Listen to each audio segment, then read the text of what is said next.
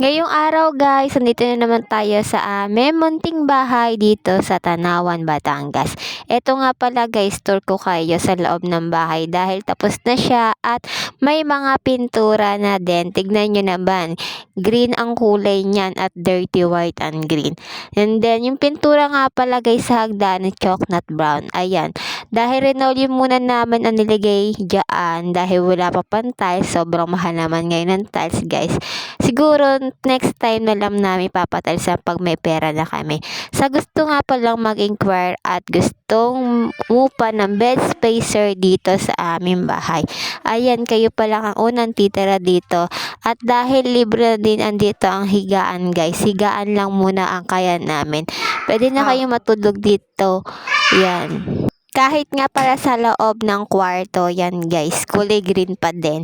And then dirty white din ang kesame. Ayan, dahil vinyl tiles din naman ang sahig niyan guys. Ako din ang dikit niya, di ba?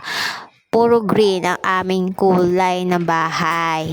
Eto nga pala guys, kaya sa gustong mag-inquire na ng bahay guys, at gusto umupa ng bed spacer, available ang 6 na occupant yan guys, 'di ba? Mahigaan na din siya. Kaya inquire na kayo guys, baka maunahan pa kayo ng iba at maubusan pa kayo ng higaan.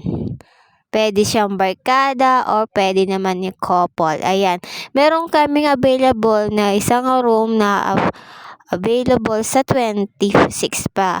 Dahil yun lang last day ng aming nakatira doon. So, ngayon guys, ngayon pauwi na kami ulit. Ayan, dito nga pala nakasakay kami sa e-bike. Ayan guys. At maraming salamat nga pala sa aking panonood ng aking video guys. Follow nyo ako guys and subscribe. Maraming salamat. Bye-bye!